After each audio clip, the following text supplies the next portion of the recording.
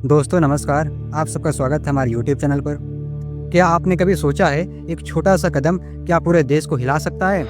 क्या सच में लोग सिर्फ फेसबुक बंद हो गया कहकर सड़कों पर उतर आते हैं? यह गुस्सा कहीं बहुत गहरा राज छुपा हुआ है। जी हाँ, आज हम बात करेंगे नेपाल के बारे में। नेपाल में जो हुआ वो सिर्फ एक सरकार का फैसला नहीं, बल्कि एक पूरे देश की आवाज़ है, एक दबे हुए दर्द का विस्फोट। आज हम आपको बताएंगे कैसे सोशल मीडिया पर प्रतिबंध ने युवाओं को सड़कों पर ला दिया, कैसे गोलियों से उनकी आवाज़ दबाई गई और क्यों ये घटना सिर्फ नेपाल के लिए नहीं बल्कि पूरी दुनिया के लिए एक चेतावनी है। नेपाल जो पहाड़ों, बर्फ और प्राचीन संस्कृतियों का देश है, जो चारों ओर से पहाड़ों से, झरनों से, नदियों से एक सुंदर से एक धरती का स्वर्ग कहे जाने वाला एक देश है। पर्यटन से लेकर मंदिर तक हर कोई उसे शांति और सुंदर जगह के रूप में देखता है। लेकिन क्या ये शांति सच है या इसके पीछे कई राज हैं? अंदर ही अंदर वहाँ बेरोजगारी, भ्रष्टाचार और राजनीतिक अस्थिरता ने युवाओं को परेशान कर दिया। सरकारें बदलती रहीं पर जमीन पर कोई बदलाव नहीं हुआ। युवाओं को नौकरी नहीं मिलती, शिक्षा अधूरी रह जाती है और आवाज़ उठाने पर सिर्फ नज़रअंदाज कर दिया जाता है।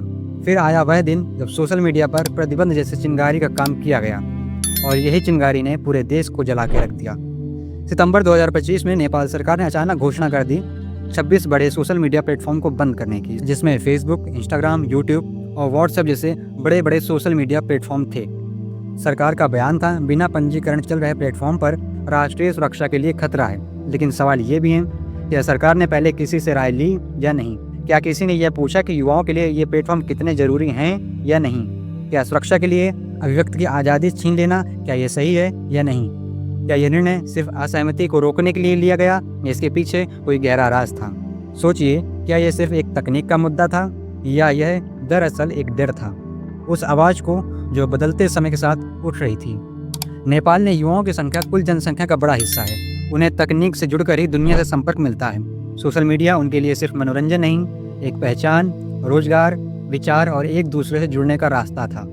लेकिन जब यह रास्ता बंद हुआ तो लाखों युवाओं ने इसे अपना अपमान समझा। उनका कहना था, आप हमारी भाषा छीन रहे हैं, हमारी आवाज़ बंद कर रहे हैं। क्या आपको लगता है कि सोशल मीडिया सिर्फ एक ऐप है या वह युवाओं की सपनों की खिड़की है? अब जरा बात कर लेते हैं इस प्रदर्शन की शुरुआत की, कैसे कैसे शुरुआत हुई। काठमांडू की सड़कों पर अचानक हजारों युवा जमा हो जाते हैं और बोलते हैं, हमें बोलने दो, हमें जोड़ने दो, हमारी आवाज़ मत बंद करो। ऐसे नारे गूंजने लगे, लेकिन सरकार ने इसे खतरा समझा। पुलिस ने लाठीचार्ज शुरू कर दिया, आंसू गैस के गोले छोड़ दिए और फिर गोलियां चलानी शुरू कर दी। इसमें कम से कम 20 से 25 लोग मारे गए। क्या आपने कभी सोचा ये सिर्फ नंबर नहीं है, ये वो सपने हैं जिन्हें किसी ने समय से पहले ही खत्म कर दिया? सैकड़ों घायल, कई अभी भी अस्पताल में भर्ती हैं। लेकिन अब प्रश्न ये उठता है, क्या सुरक्षा के नाम पे जनता की आवाज़ को दबाई गई? क्योंकि नेपाल सरकार ने कहा था विदेशी ताकतें अशांति फैला रही हैं, लेकिन क्या ये सच है? ये एक जनता के सामने झूठ बोला गया। जब घर में ये असंतोष है तो बाहरी दुश्मन का डर दिखाकर असली सवालों से ध्यान भटकाना आसान होता है।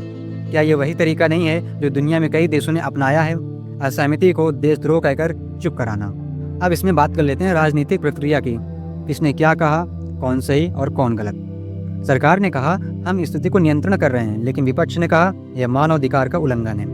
प्रधानमंत्री ने अपने समर्थकों से कहा देश की सुरक्षा खतरे में है, लेकिन क्या सुरक्षा का मतलब यह है कि युवाओं की आवाज़ बंद कर दो?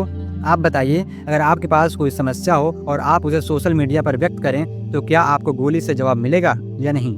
अब बात कर लेते हैं जिन हजारों माओं की गोद सुनी हो गई, जिसकी बहन से भाई चला गया और जिसके पिता का पुत्र चला गया। क्या उन्हें न्याय मिल पाएगा या सिर्फ दुख व्यक्त करना ही काफ़ी है? सरकार ने माफ़ी मांगी, कहा कि हम स्थिति को समीक्षा करेंगे, लेकिन क्या समीक्षा से मृतकों की वापसी संभव है या नहीं? क्या माफ़ी से घाव भरते हैं? कई मानवाधिकार संगठनों ने कहा जवाबदेही तय होनी चाहिए, लेकिन सवाल यह है क्या दोषियों पर कार्रवाई होगी या सब कुछ दबा दिया जाएगा? कई विशेषज्ञ ये कह रहे हैं कि घटना सिर्फ सोशल मीडिया की लड़ाई नहीं, यह असंतोष का विस्फोट है, बेरोजगारी का, युवाओं की नौकरी नहीं है, शिक्षा पढ़ाई अधूरी है, सुविधाएं कम है, भ्रष्टाचार, सरकारी योजनाओं में घोटाला, राजनीतिक अस्थिरता, सरकारें बदलती हैं पर नीतियां नहीं।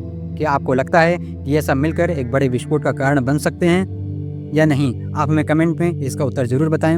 लेकिन आप सोचिए, अगर तकनीक पर प्रतिबंध, अभिव्यक्ति की आज़ादी पर नियंत्रण और बेरोजगारी और भ्रष्टाचार मिल जाएं तो क्या होगा? नेपाल ने ये दिखाया कि चुप रहने वाले लोग भी एक दिन सड़कों पर उतर सकते हैं। यह सिर्फ नेपाल की कहानी नहीं, यह पूरी दुनिया के हर देश के लिए एक संदेश है। क्या हम समय रहते बदलाव की दिशा में काम कर रहे हैं या हम सिर्फ इंतजार कर रहे हैं कि अगली बारी किसकी होगी? अब इसमें समाधान क्या क्या हो सकते थे कि अगर ये समाधान हो जाते तो शायद इतना बड़ा विद्रोह न होता। सरकार को युवाओं से बातचीत करनी चाहिए, सोशल मीडिया प्लेटफॉर्म के लिए पारदर्शी नीति बनानी चाहिए, बेरोजगारी की समस्या पर गंभीरता से काम करना चाहिए, शिक्षा और मानसिक स्वास्थ्य सेवाओं पर निवेश जरूरी है ताकि नागरिकों को एक अच्छी शिक्षा और एक मानसिक स्वास्थ्य सेवाएं मिल सकें। पुलिस को बल प्रयोग की जगह संवाद का रास्ता अपनाना चाहिए, जिम्मेदारी तय हो ताकि कोई भी भविष्य में ऐसा कदम उठाने से पहले सोचे। क्या आपको लगता है ये संभव है या सिर्फ बातें हैं? दोस्तों, नेपाल की घटना ने एक सवाल खड़ा कर दिया। क्या हम अपनी आवाज़ के लिए खड़े होंगे? क्या हम तकनीक को सिर्फ मनोरंजन नहीं बल्कि अपने विचार, अपनी आज़ादी और अपने भविष्य की ताकत के रूप में देखेंगे?